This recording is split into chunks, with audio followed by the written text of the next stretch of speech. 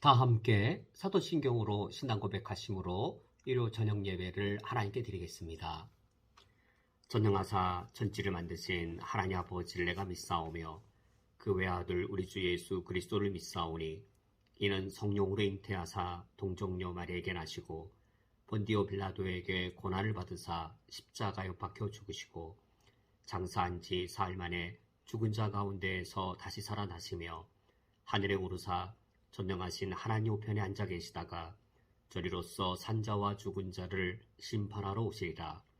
성령을 믿사오며 거룩한 공예와 성도가 서로 교통하는 것과 죄를 사하여 주시는 것과 몸이 다시 사는 것과 영원히 사는 것을 믿사옵나이다. 아멘. 우리에게 영원한 하나님 아버지를 알게 하시며 우리에게 영원한 생명을 주시어서 이 땅을 살아갈지라도 영원한 하나님과 하나님의 나라를 바라보게 하시오니 감사드립니다. 그 감사함으로 저희들이 이 자리에 함께 모여 주님을 찬양하며 경배하오니 우리의 예배를 받아주시옵소서. 예수 그리스도의 이름으로 기도합니다. 아멘. 다 함께 찬양하겠습니다. 찬송가 407장 구주와 함께나 죽었으니 찬양하겠습니다.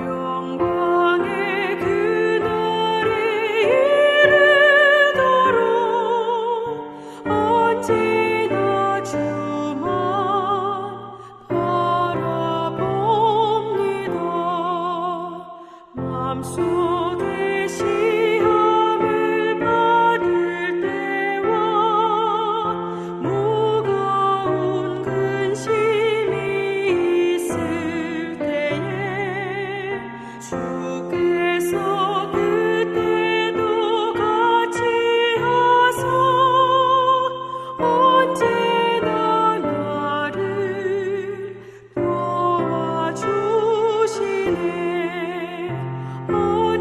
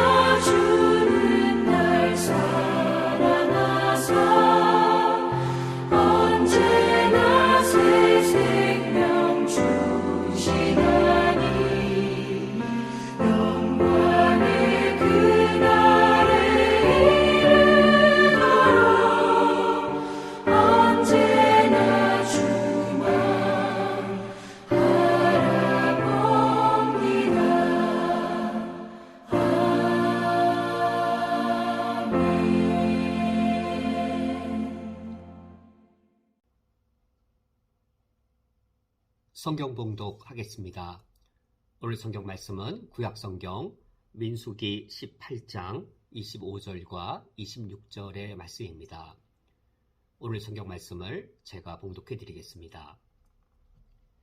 여호와께서 모세에게 말씀하여 이르시되 너는 레위인에게 말하여 그에게 이르라. 내가 이스라엘 자손에게 받아 너희에게 기업으로 준 11조를 너희가 그들에게서 받을 때에 그 11조의 11조를 거제로 여호와께 드릴 것이라. 아멘. 다 함께 기도하고 말씀을 듣겠습니다. 하나님 아버지시여, 저희들이 하나님을 섬길 때에 인간의 욕망을 따라 하나님을 섬기거나 인간의 내면에 내재된 종교성에 의해 우리 하나님을 섬기지 않기를 원합니다. 하나님께서 우리에게 성경을 통하여 명확하게 가르쳐주신 그 기준과 원리를 따라 성경을 따라 성경의 원리대로 살아계신 참 하나님을 우리가 섬길 수 있기를 원합니다. 우리가 오늘도 11조라고 하는 하나의 작은 주제로 말씀을 대하지만 11조에 반영된 하나님을 섬기는 참된 원리들을 저희들이 배우게 해 주옵소서. 인간의 욕망을 따라 인간의 종교성을 따라 하나님을 섬김이 아니요 우리 주님이 우리에게 알려주신 그 원칙과 기준에 따라 살아계신 참 하나님을 바르게 섬길 수 있도록 우리의 신앙을 인도해 주옵소서. 예수 그리스도의 이름으로 기도합니다. 아멘. 제가 초등학생 때였습니다. 전사님이 설교 시간에 아주 중요한 진리를 가르쳐 주셨습니다. 요점은 이러합니다. 기독교는 종교가 아니다. 만약 기독교가 종교라면 다른 종교들이 종교가 아니다. 라는 이런 요지의 이 설교 말씀이었습니다. 제가 올해로 57세이니까 아마 거의 50년 전쯤 45년 이상 그 전에 들었던 이 말씀이 제 평생에 이처럼 자리 잡고 있습니다. 기독교는 종교가 아니다라는 그 선언, 제 주변에 불교나 유교와 같은 그런 다른 종교들이 있는데 기독교도 그런 종교들 중에 하나일 것이다라고 느끼고 있었던 것 같습니다.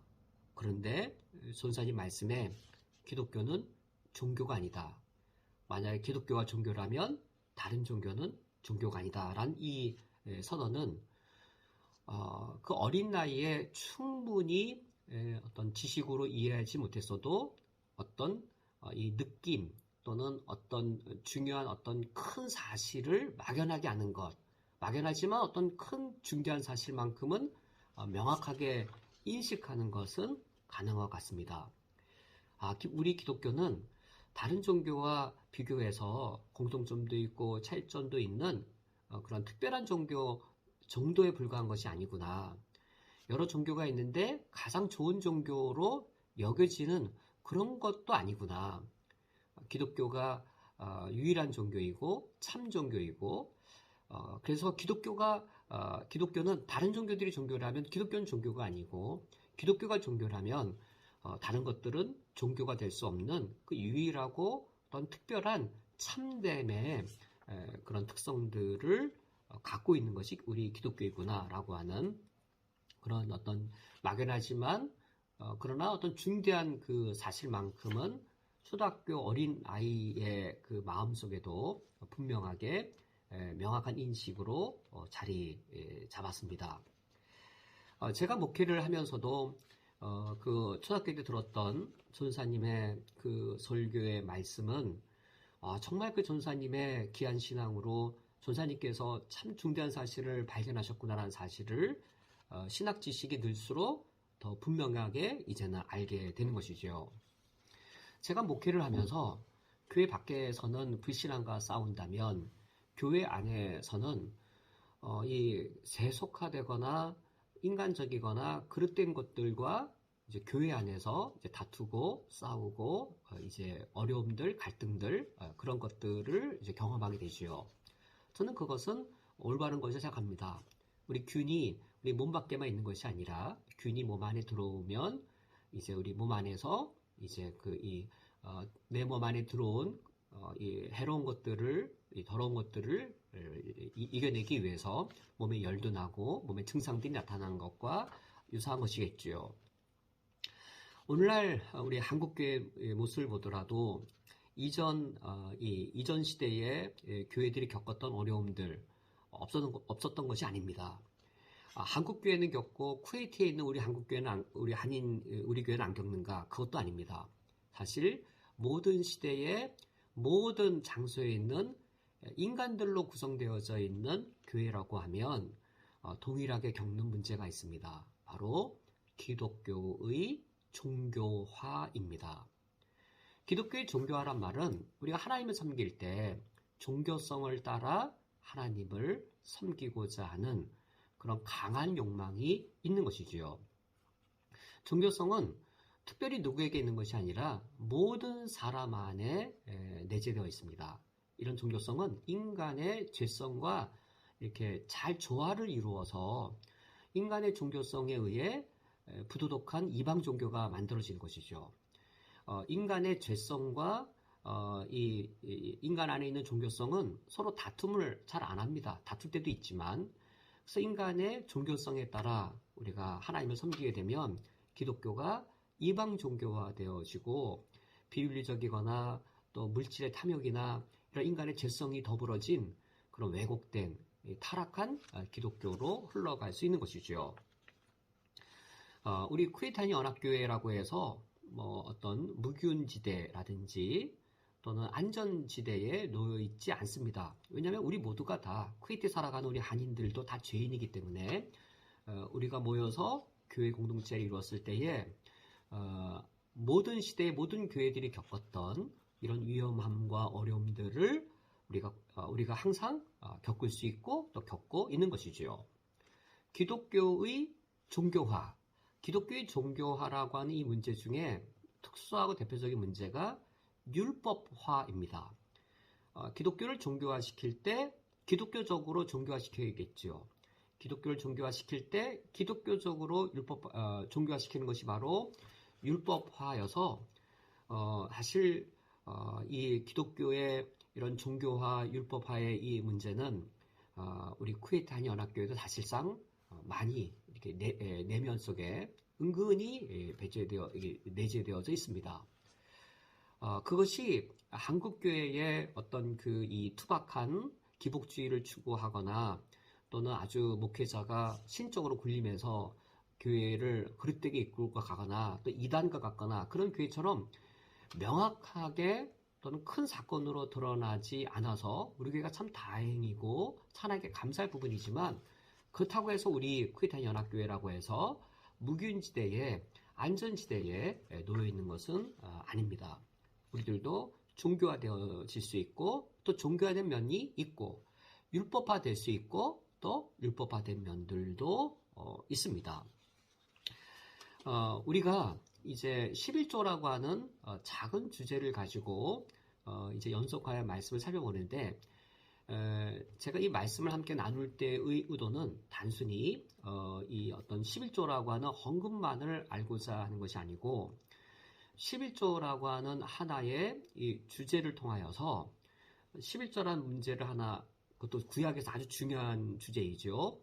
이 중요한 이 주제를 어떻게 해석하고 어떻게 바라보고 이것을 신약시대 우리에게 어떻게 11조 헌금으로 우리가 구체적으로 실천할 수 있는지 이 과정을 우리가 함께 말씀을 통해서 따라가다 보면 바로 지금 제기한 이 문제 제기를 우리가 상당히 극복할 수 있는 것이죠. 즉 기독교의 종교화, 기독교의 종교화 중 특별히 율법화라고 하는 그 부분을 우리가 넘어설 수 있게 되어서 단순히 11조라는 한 주제를 다루지만 우리가 이 주제를 다루고 난 이후에는 우리가 어떻게 하나님을 기독교 신앙적으로 바르게 섬길 수 있을까란 이 물음에 대해 우리가 더 충분하고 더 올바른 해답들을 우리 공동체가 가질 수 있게 될 것입니다. 우리가 지난주에는 11조의 언약적 성질에 대해 살펴보았고 우리가 오늘은 11조의 제의적 성질에 대해 살펴보고자 합니다. 신학적이라는 이 사실 때문에 부담을 가지실 수 있을 터인데, 우리가 이 신학적이란 말은 기독교를 다른 종교와 구별시켜주는 그 기준이 바로 신학적인 것이죠. 기독교는 종교가 아닙니다. 만약 기독교가 종교라면 다른 종교가 종교가 아닙니다. 라고 하는 이 신학적일 때 왜 기독교가 종교가 아닌지, 신학적일 때 기독교가 왜 다른 종교로부터 구별되는지가 드러나는 것이어서 우리가 신학적인 이 내용들을 지난주에 이어서 오늘도 살펴보고자 합니다. 오늘은 특별히 11조의 제의적인 성격에 대해 살펴보므로 우리 구약시대에는 11조가 어떤 성격이었고, 그리고 구약시대의 이 제의적인 이 성격의 이 11조가 신약시대에는 과연 어떻게 우리에게 요구되어지고 있는지를 계속하여 오늘 말씀을 통하여 살펴보도록 하겠습니다. 우리가 오늘은 구약 성경의 11조 제도의 제의적 성격을 살펴보고자 합니다. 구약 11조 제도는 세 가지의 성격을 갖고 있습니다. 언약적, 제의적, 그리고 신정국가적인 세 가지의 성격을 갖고 있는데, 우리가 지난 일요 저녁 예배 말씀 때 언약적 성질을 살펴보았고, 오늘은 두 번째인 제의적 성격을 살펴보려고 합니다. 제의적이라고 하는 것이 무엇인가? 그러니까 제의적, 그러니까 제사 의식과 관련된다라는 것이죠. 우리 성도님들도 뭐 번제, 하목제와 같은 제사에 대해 들어보셨을 터인데, 이런 구약 성경의 제사 제도와 관련해서 11조 제도가 세워지게 되었습니다. 제사를 드리려면 당연히 성전이 필요하겠고, 그리고 이 성전을 관리하기 위한 레위 지파다, 또 제사를 거행할 제사장도 필요하겠죠. 제사장이 레위 지파와 함께 협력해서 성전에서 뭐 번제나 화목제와 같은 그런 제사를 드립니다. 11조가 바로 이러한 이 제사장이나 레위 지파 성전 제사제도 이거와 관련되어서 세워진 제도이다 라는 것, 이것이 바로 이제 11조는 제의적이다란 그런 표현이 됩니다. 11조는 제의적이었다란 말은 제사장과 레위인들, 그들이 성전에서 제사를 드렸는데, 이런 성전 제사 제도와 관련하여서 11조가 제도화되었다란 의미가 됩니다. 우리가 특별히 이 11조의 세 가지 성격 중에 제의적 성격에 대해 좀 더 관심을 두어야 할 필요성은 여기에 있습니다. 저희 어머니께서 11조를 드릴 때 제가 옆에서 지켜보면 대단히 율법적인 그런 의무감으로 반드시 그것을 지키려 하시는 모습을 보았습니다. 11조가 신약교회의 11조 헌금이 율법적이다 라는 사실, 과연 11조 제도의 어떤 성격에 근거해서 그와 같이 가르쳤던 것일까요? 신약교회의 우리 어머니와 같은 그런 이 성도님들께서 11조 헌금을 율법적인 의무감으로 반드시 지키려고자 했을 때 구약 11조 제도의 언약적 성격 때문이었을까? 또는 제의적 성격 때문이었을까? 또는 신정국가적인 성격 때문이었을까를 놓고 보면, 이제 저도 어릴 적에 11조에 대한 설교들도 많이 듣고 자랐지요. 이제 신학을 공부하면서 이 세 가지의 성격 중에 구약 11조 제도의 제의적 성격에 근거하거나 11조 헌금이 제사였다라고 하는 걸 전제해서, 성전도 있고 제사장도 있고 어떤 이러한 11조 헌금이 제사적이었다라고 하는 것을 전제로 하거나 근거하여서 신약교회 헌금도 율법적으로 드려야 된다라고 가르치는 근거가 되었습니다.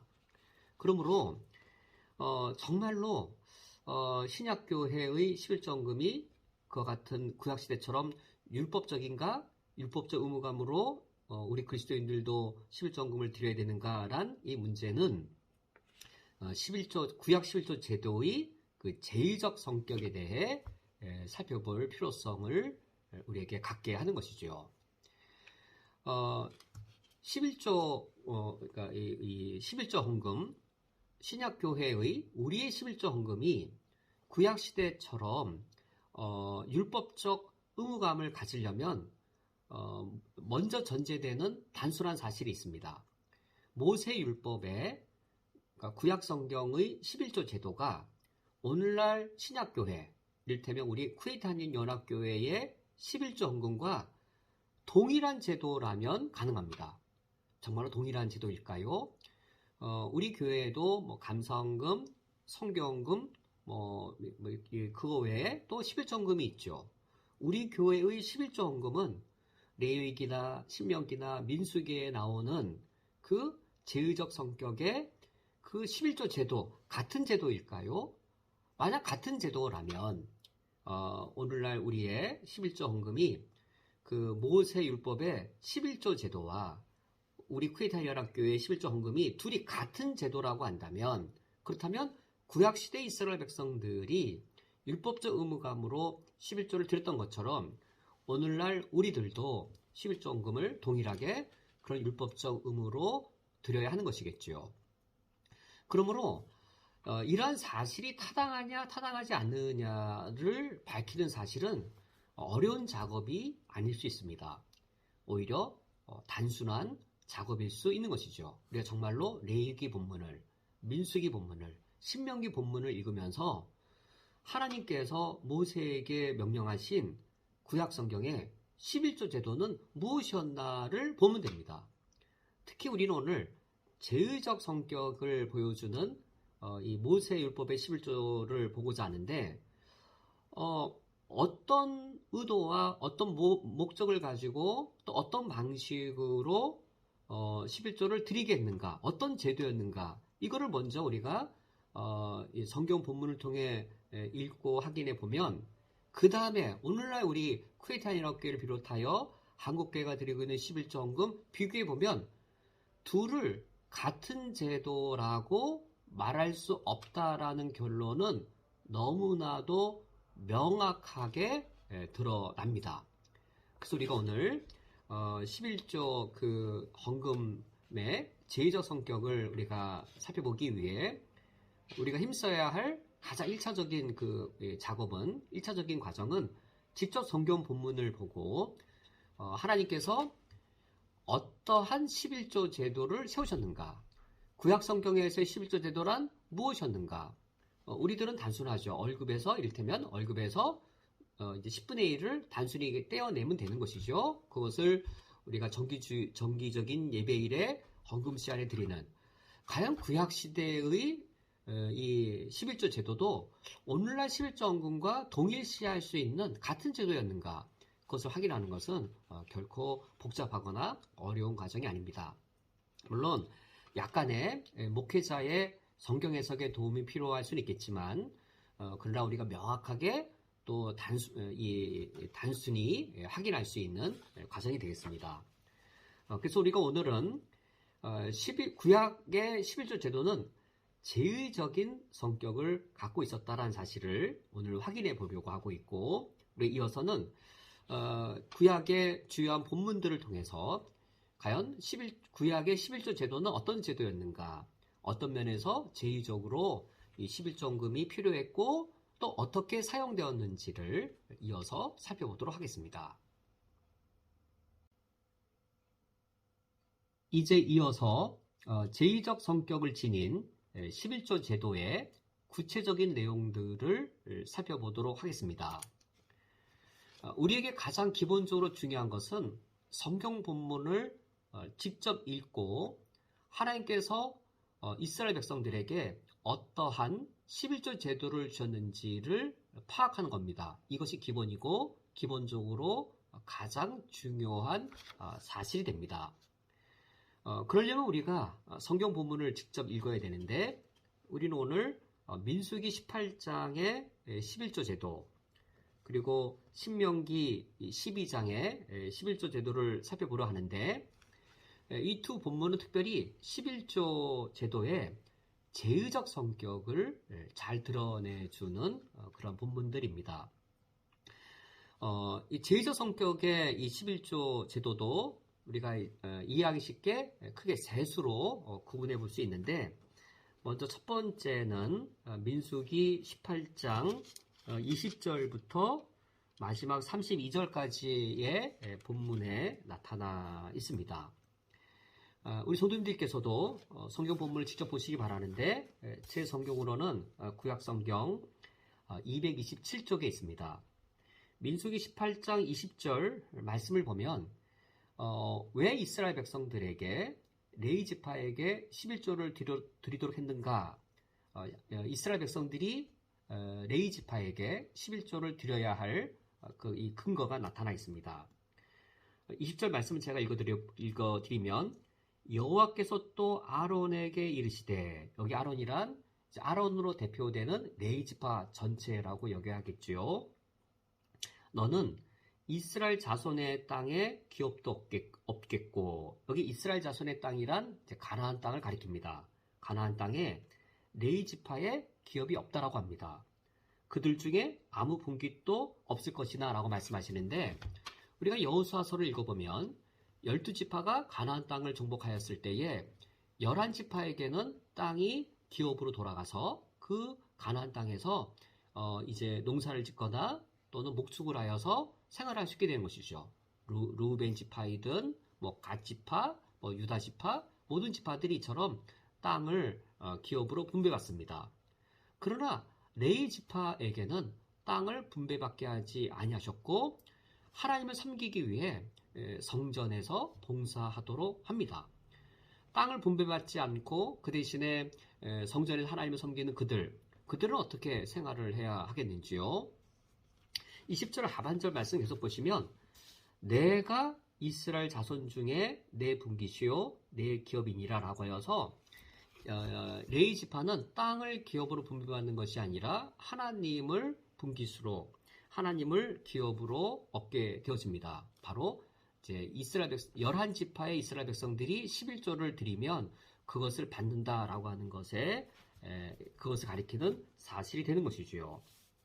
그래서 이제 민수기 18장 21절부터 24절까지의 단락은 이제 이 레위 지파가 이 11조를 받는 이 장면인데 21절 말씀 보면 내가 이스라엘의 11조를 레위 자손에게 기업으로 다 주어서 그들이 하는 일 곧 회막에서 하는 일을 갚나니 라고 되어 있는데 여기서의 회막이 바로 성막인 것이죠. 성막 또는 성전이 되는 것이죠.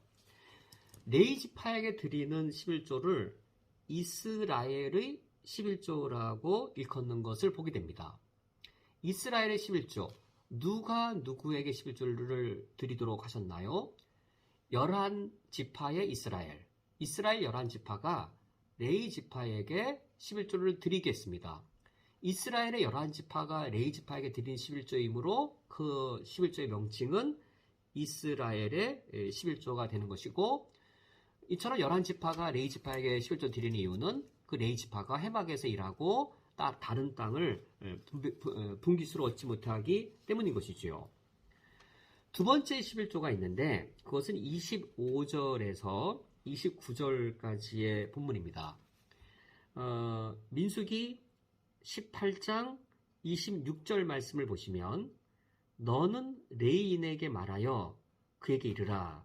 내가 이스라엘 자손에게 받아 너희에게 기업으로 준 11조를 너희가 그들에게서 받을 때에 11조의 11조를 거제로 여호와께 드릴 것이라 라고 하여서 여기서는 11조의 이름이 21절에 이스라엘의 11조가 아니라 11조의 11조라는 이름으로 드려지게 됩니다. 누가 누구에게 드리나요? 이스라엘의 11조는 이스라엘 11지파의 이스라엘이 레위 지파에게 11조를 드리는 것이었다면 이 레위인들이 받은 11조, 이 11조에서의 11조를 제사장에게 다시 드리게 했으므로 이것을 11조의 11조, 그러니까 그 11조의 11조라고 또 다른 명칭으로 불리게 됩니다. 이처럼 11조는 11지파의 이스라엘 백성들이 레위 지파에게 드리고 레위 지파가 또다시 11조의 11조를 제사장에게 드리게 하므로 무엇이 유지될 수 있었나요? 바로 성전과 제사 제도가 유지될 수 있었습니다. 제사장과 이 레위 지파가 성전을 섬기고 그리고 이 제사를 거행할 수 있도록 이 11조가 그 역할들을 감당했습니다. 그러므로 만약 11조가 없다면 무엇이 가능하지 않게 되는 것이죠? 만약 11조가 없다면 제사를 집례할 제사장 가능하지 않게 되어지고 성전을 유지하고 성전을 관리할 레위 지파가 가능하지 않게 되어서 성전과 그 제사 제도가 이어질 수가 없게 되어집니다. 그래서 제의적인 것이죠. 제의적이란 말은 바로 이런 의미인 것이죠. 성전과 제사가 유지되어질 수 있도록 11지파의 11조가 제사장과 레위 지파에게 그 11조가 기업으로 돌아갔던 겁니다. 이것이 구약의 이 제의적 성격을 갖고 있는 이 11조의 모습입니다. 한번 여기서 생각해 보지요. 그렇다면 이것이 신약 시대의 우리와는 어떤 상관이 과연 있을까요? 직접적으로 우리 신약교회의 11조헌금으로 연결시킬 수 있겠는지요? 오늘날 여전히 구약시대의 성전과 구약시대의 제사장과 레위 지파가 동일하게 존재하는가? 그렇지 않지요. 물론 목회자가 구약시대의 제사장이나 레위 지파처럼 또 다른 생업을 갖고 있지 아니한 그런 공통되거나 유사한 면은 갖고 있다 할지라도 목회자가 제사장일 수는 없는 것이죠. 제사장과 일치될 수는 없는 것이죠. 우리에게도 여전히 하나님 예배할 건물 형태의 예배당은 필요하겠지만 그것이 구약시대의 성전의 기능과 어떤 이 공통된 그런 한 측면은 갖고 있을지는 모르겠지만 오늘날 우리의 예배당 건물이 구약시대의 예루살렘 성전과 동일시될 수는 없는 것이죠. 구약시대의 제사장과 성전을 유지하기 위해 11조가 필요했듯이 신약시대에도 11조헌금이 필요하다라고 직접적으로 말할 때에 여기에는 그러므로 넘어야 될 난관들이 있고 그것을 일치시킬 수 없는 그런 이 불연속성도 존재하게 됩니다. 특별히 여기서 우리가 주목해 보아야 할 사실이 있습니다. 뭐냐면 레위인들은 11조를 받기도 하고 11조도 드리는 사람이었습니다. 그런데 이 모세 율법의 11조 제도에서 11조를 받기만 하는 대상도 있습니다. 누구이지요? 바로 제사장입니다. 제사장은 레위인들로부터 11조를 받기는 하지만 이 제사장이 또다시 11조를 드리지는 않습니다. 그렇다면 목사는 어떨까요? 목사는 11조를 받기만 하고 11조를 드리지 않을까요? 구약시대의 제사장들 그들이 생업 없이 성전과 제사를 감당하기 위해 그들이 11조를 받아야 한다라고 하고 목사를 구약시대 제사장과 동일시해버리면 그럼 목사는 어떤가요? 목사는 11조로 성도님들이 내신 11조헌금으로 생활을 하고 11조를 드리지 않아도 되나요? 당연히 구약시대의 제사장과 신약시대의 목사를 이처럼 동일시할 수 없습니다. 오히려 신약시대에는 누가 제사장인가요? 신약시대에는 누가 제사장이냐면 만인 제사장이어서 모두가 다 제사장이고 구약시대 제사장은 11조를 드리는 대상이 아니라 11조를 받는 대상이 되기 때문에 만약 구약시대의 이 논리를 단순하게 신약에 적용을 한다면 우리 모든 그리스도인들 다 11조를 받을 대상이 되어버리고 11조를 드려야 될 대상으로 여길 수가 없게 되는 것이죠. 그러므로 이 11조의 첫 번째 제의적 성격을 우리가 그 내용만 기본적으로 살펴보더라도 물론 신약교회와 연속된 측면이 있겠지만 불연속된 측면이 매우 크기 때문에 구약의 제의적인 이 11조를 신약의 11조헌금과 동일시하는 것은 옳지 않습니다. 구약시대의 11조 제도는 왜 제의적이었는가?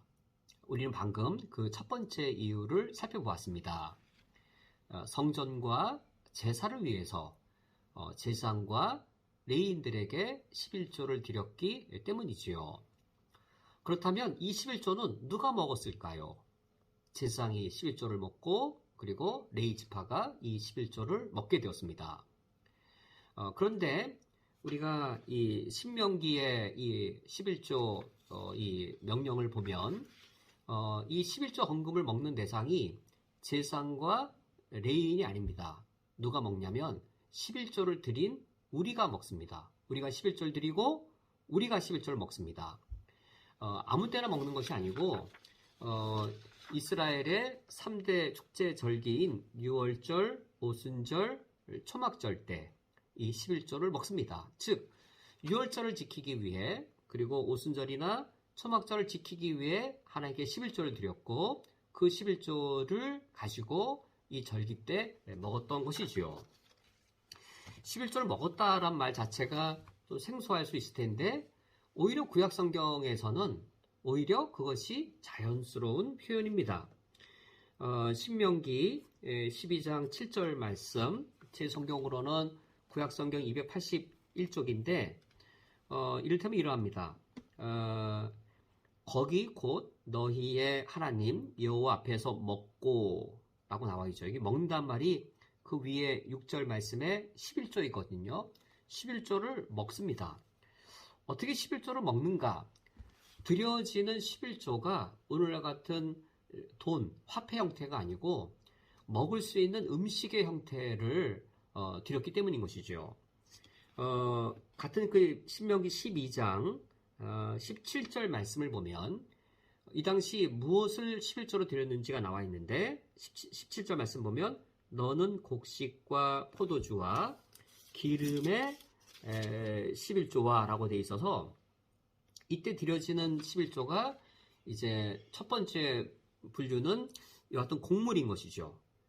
곡식, 포도주와 기름과 같은 이 곡물로부터 11조를 드렸고 또 그 17절 말씀을 계속 보시면 내 소와 양의 처음 난 것이라고 하여서 이제 이 같이 길렀던 가축들 중에서도 11조를 드렸기 때문에 그것을 먹게 되어집니다. 이제 우리는 11조를 먹는다는 표현이 낯설지만 오히려 최초의 11조의 제도에 있어서는 이와 같은 양식을 11조로 드렸기 때문에 이 11조를 먹는다라는 표현이 처음에서는 오히려 더 자연스러운 것이지요. 이 11조를 누가 언제 먹느냐? 이 첫 번째 경우는 제사장과 레위 지파가 제사와 성전을 유지하기 위해 그것을 먹었다면 그래서 생활비가 되었겠죠.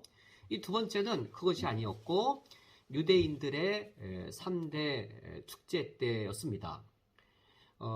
이 3대 축제는 하나님의 구원의 파노라마입니다. 유월절, 그 다음에 오순절이 있고 그리고 초막절로 이어지는 이 3대 절기이지요. 유대인들이 이것을 지킬 때에는 그들의 농경과 맞추어서 이 절기를 조절하여 지키게 됩니다. 농사 파종 시기 이 시기에 맞추어서 이 절기를 또한 지키게 되지요. 근데 본래는 이것이 구원의 파노라마, 하나님의 구원 역사가 어떻게 이스라엘에게 주어졌는지 한 해 사이클에 맞추어서 하나님의 구원 역사의 드라마를 그들이 하나님께 감사하여 예배를 드리는 것이었습니다. 이것이 축제였는데 6월절은 어떤 역사적 사건에 대한 기념이었을까? 애굽의 노예였을 때 그때 하나님이 10번째 재앙, 장자의 죽음이라는 재앙을 애굽인들에게 내립니다. 그러나 6월절 어린 양을 죽이고 그 6월절 어린 양의 피를 문설주에 바른 이스라엘 백성들의 가정은 장자의 죽음을 면하게 됩니다. 이것이 애굽의 모든 신들을 깨뜨리고 하나님이 선택하시고 사랑하신 이스라엘 백성을 구출해내신, 애굽에서 구출해내신 그것을 기념하고 즐거워하여 하나님을 경배하는 절기가 바로 유월절인 것이지요. 이 유월절 절기에 누가 기뻐해야 될까요? 누구만 기뻐할 수 있을까요? 여기 이 기쁨으로 또 배제된 인물도 있을까요? 아니면 이스라엘 공동체 안에 포함된 사람이라면 모두가 다 즐길 수 있어야 되겠는지요? 당연히 모두가 다 즐길 수 있는 것이어서 누가 이것을 먹냐면 신명기 12장 12절 말씀을 보시면 너희와 너희의 자녀와 노비와 함께 너희의 하나님 여호와 앞에서 즐거워할 것이요 내 성중에 있는 레위인들과도 그리할 것이니 라고 하여서 누가 그 유월절에 드려진 11조를 먹냐면 나만 먹는 것이 아니라 나와 우리 자녀만 먹는 것이 아니라 이제 우리 집에 있는 노비도 같이 먹고 우리 성에 있는 레위인들도 함께 먹습니다. 다른 본문들까지 넓혀서 보면 그냥 그 성읍에 있는 가난한 사람들 그리고 경제적으로 넉넉하지 못한 사람들도 이날만큼은 아주 풍족하게 그 11조의 음식을 함께 나누어 먹습니다. 이 11조 음식을 모두가 함께 나누어 먹으므로 누가 드리고 누가 먹느냐, 내가 드리고 나와 우리 공동체가 먹는 겁니다. 그런 면에서 제사장과 레위인이 먹었던 것과는 비교가 되어지는 것이지요.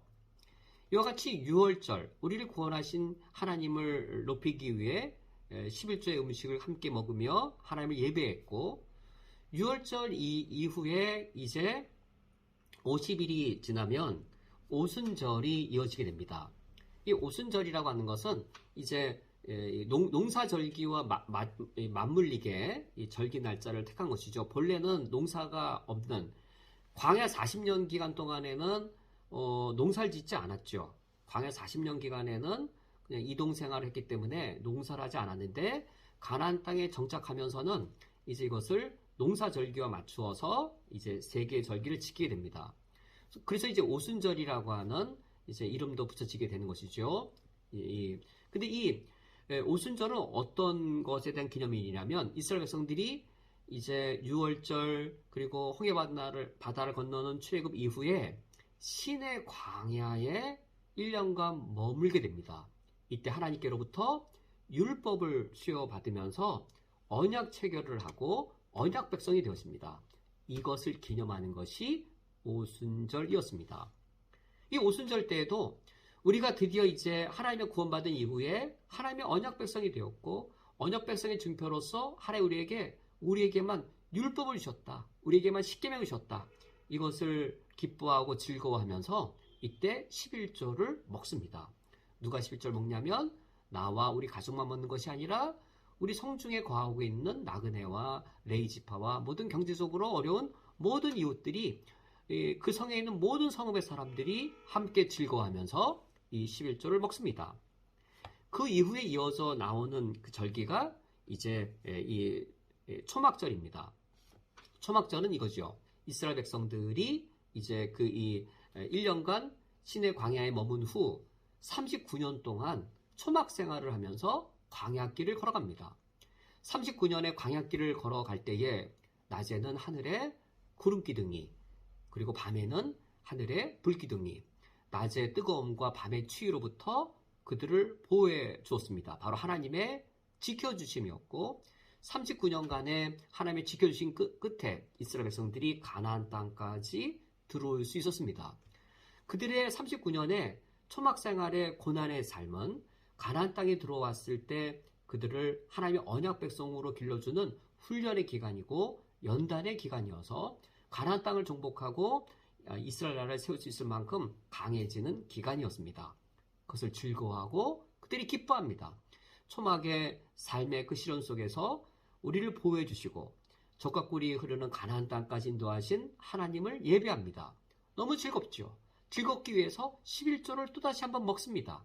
11조를 먹을 때 누가 먹습니까? 나와 우리 가족과 그리고 이웃 공동체와 특히 나그네와 고아와 가부와 같이 우리 사회의 약자들이 더불어 그 구원의 기쁨을 누리기 위해 11조를 먹게 됩니다. 이런 하나님의 구원의 드라마를 이스라엘 백성들이 1년에 한 번씩 고백하고 누리기 위해 하나님께 11조를 드렸던 것이지요.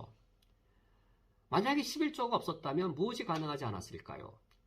11조를 드리지 않았다면 이렇게 이스라엘 전체가 하나의 공동체로서 이 큰 축제를 해마다 하는 일은 가능하지 않았을 겁니다. 바로 이런 용도를 위해, 이런 목적을 위해 이스라엘 백성들이 하나님께 11조를 드리게 되었습니다. 구약의 11조는 왜 제의적인가? 우리 지금까지 첫 번째와 두 번째 이유를 살펴보았습니다. 성전과 제사를 위해 제사장과 레위인들에게 11조가 드려졌고 그래서 그 11조는 제사장과 레위인들이 먹게 되었습니다. 두 번째는 이스라엘의 3대 절기, 유월절, 오순절, 초막절 절기를 위해 11조가 드려지게 되었고 그 11조는 11조를 드린 이스라엘, 그 사람과 그 가정과 그리고 그 공동체 안에 나그네와 고아와 가부를 비롯한 여러 사회적 약자들이 더불어 그 11조를 먹게 되었습니다. 이와 같은 이유 외에도 11조 자체가 제물로 일컬어집니다. 이것이 세 번째 이유가 됩니다. 제물을 하나님께 드리는 방식이 여러 가지가 있습니다. 하나님께 완전히 불태워 드리는 번제 방식이 있는데 가장 대표적인 방식이죠. 만약에 11조도 완전히 불태워서 번제 방식으로 하나님께 드렸다면 그렇다면 어떻게 되어질까요? 하나님께 드린 양과 하나님께 드린 이 곡물을 다 불태워 버리면 제사장과 레위 지파가 먹을 수 없게 되어집니다. 뿐만 아니라 유월절, 이 오순절, 또 이 초막절 때 축제 절기로 먹을 음식이 없어지는 것이죠.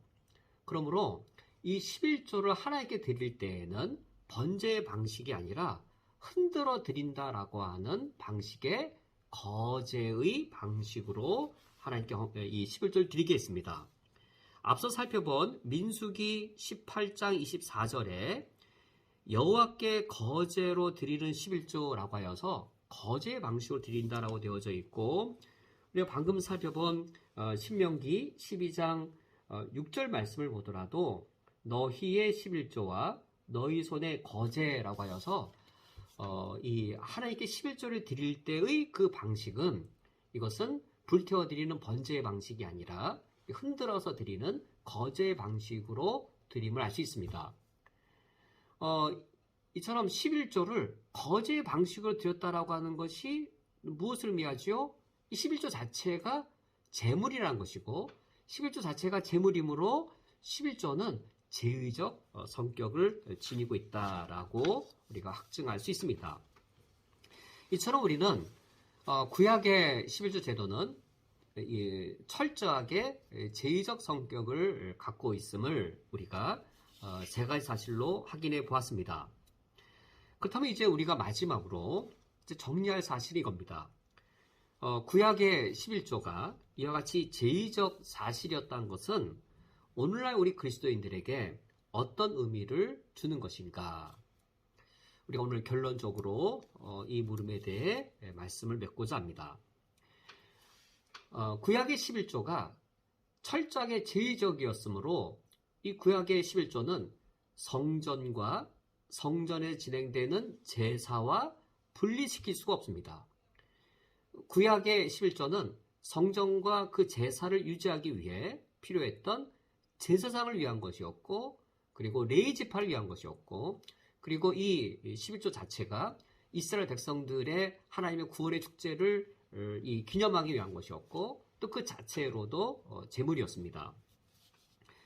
그런데 이러한 구약의 성전과 성전에 드려졌던 모든 이 제물들, 그리고 유월절, 이 오순절, 초막절, 이 모든 절기들이 누구에 대한 예표가 되는지요. 이 모든 것들이 다 예수 그리스도에 대한 예표입니다. 성전도 예수 그리스도에 대한 예표, 성전에 드렸던 모든 그 제물들 예수 그리스도에 대한 예표이지요. 제사장 누구의 예표인가요? 바로 예수 그리스도이십니다. 유월절을, 초막절을, 그리고 오순절을 예수 그리스도께서 성취하셨습니다. 구약의 모든 제의들, 지금 표현된 이 모든 제의들이 바로 예수 그리스도를 구약시대에 미리 보여주는 예표였습니다. 예표란 그림자였다는 것이죠. 이 그림자에 불과한 이 예표들은 실체이신 예수님이 오심으로 성취가 됩니다.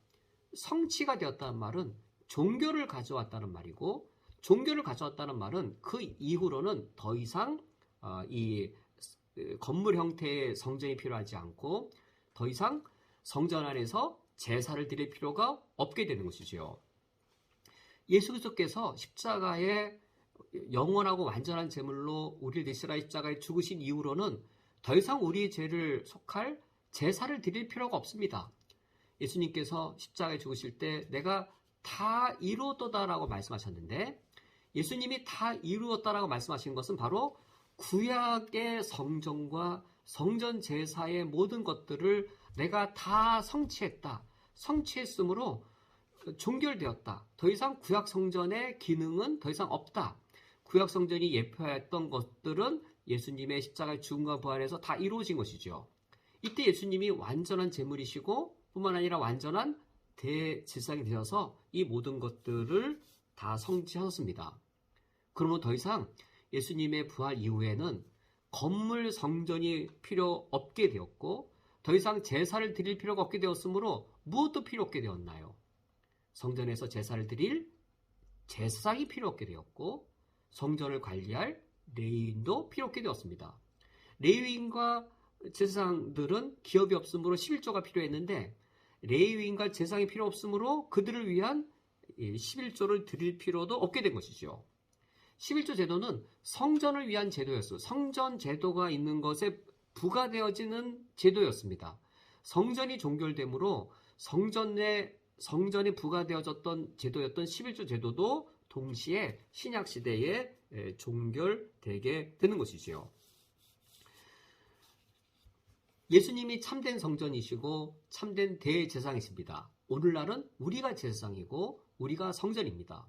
그러므로 구약 시대에 제의적이었던 이 11조 제도, 이것을 오늘날 11조 헌금과 동일시하여서 이미 종결되고 폐지된 이 구약의 11조 제도를 오늘날 신약시대 그리스도인들도 구약시대 이스라엘 백성들과 동일하게 마찬가지로 11조의 의무를 갖는다라고 말한 것은 명백하게 성경적 오류가 되어집니다. 단, 여기에 우리가 주의해야 될 점이 있습니다. 무엇이냐면 이것이죠. 11조 엄수주의자들이 주장하는 것처럼 신약시대 그리스도인들도 11조 헌금을 드려야 할 구약시대와 동일한 의무를 갖고 있다라는 주장도 잘못된 것이지만, 또 다른 극단의 반대의 주장도 오류입니다. 이를테면 신약시대 그리스도인들은 11조 헌금 제도를 유지해서는 안 된다라고 말하는 것이죠. 일단 우리 교회가 11조 헌금 제도를 갖고 있습니다. 이것이 불법일까요? 비성경적인 것일까요? 그같이 극단적으로 말하는 것 역시 그것도 타당하지 않습니다. 왜냐하면 구약의 11조 제도가 신약 성경의 11조 헌금으로 연속적으로 직결되는 것은 아닙니다. 그런데 이것이 있습니다. 구약 시대에 땅 없이 그리고 성전만을 섬겼던 제사장이 있었던 것처럼 오늘날의 교회에 생업 없이 교회와 교회 사역을 위해 사역하는 목회자와 교회 직원이 있다면 그들의 생활을 뒷받침할 필요는 구약시대에 있었던 것처럼 신약시대도 있는 것이죠. 신약시대의 목사가 구약의 제사장은 아니지만 신약교회의 교회 직원들이 구약시대의 레위 지파는 아니지만 그러나 그들이 업을 갖지 않고 교회를 섬길 때에 이스라엘 백성들이 레위 지파와 지상을 섬겼던 것처럼 오늘날의 신약교회의 목회자와 교회 직원들을 교회 공동체가 섬겨야 할 그 부분은 연속되어지는 부분이 있는 것이죠.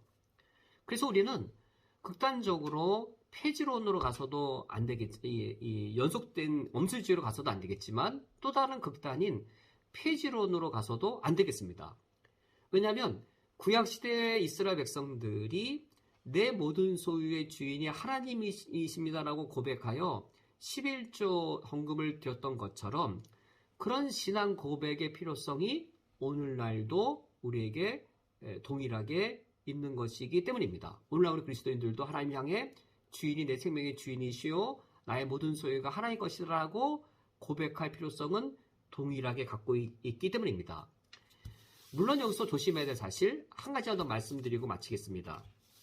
그러면 우리가 매우 조심해야 될 사실 구약의 11조 제도는 신약 성경에 어떤 제도와 연속되는 것인가? 구약의 11조 제도는 신약교회의 11조 헌금으로 연속되는 것은 아닙니다. 무엇으로 연속되는가?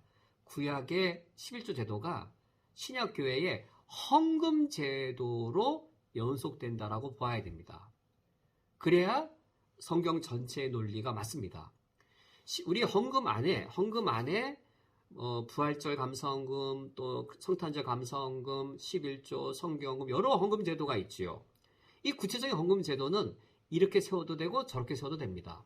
11조 헌금이 있어도 되고 없어도 됩니다. 우리 교회에 반드시 감사헌금 제도가 있어야 될까요? 있어도 되고 없어도 됩니다. 우리 교회 헌금 제도는 몇 가지 해야 될까요? 그건 우리의 결정입니다. 여기에 11조 헌금 제도를 넣는 것은 한국교회가 존중해야 할 아름다운 전통에 속한 것이지 하나님의 법에 속한 건 아닙니다. 구약의 11조 제도가 신약교회에 연속되는 것은 이런 모든 다양한 헌금 종류를 총칭하는 헌금이라는 것에 연속이 되었습니다. 지난 금요 주일날 우리 NHK에서의 그 영상에 어려움이 있어서 지난 금요 주일 예배 영상이 유튜브에 올라오지 못했습니다. 양해를 구합니다.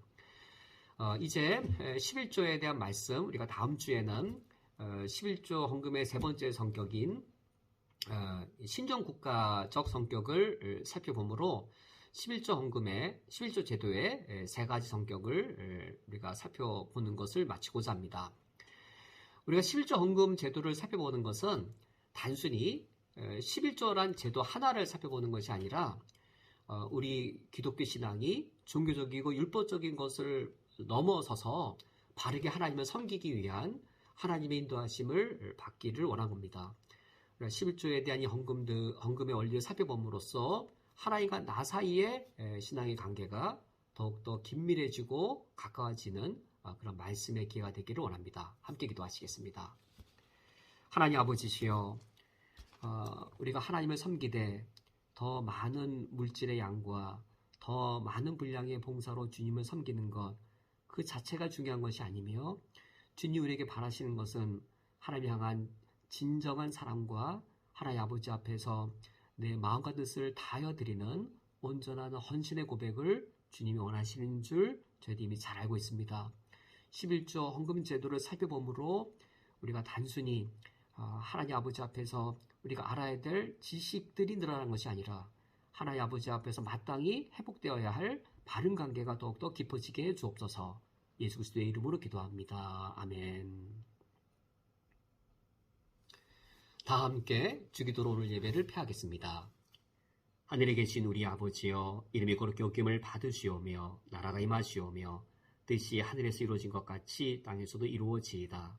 오늘 우리에게 일용할 양식을 주시옵고 우리가 우리에게 죄 지은 자를 사여 준 것 같이 우리 죄를 사여 주시옵고 우리를 시험에 들게 하지 마시옵고 다만 악에서 구하시옵소서. 나라와 권세와 영광이 아버지께 영원히 싸움나이다. 아멘.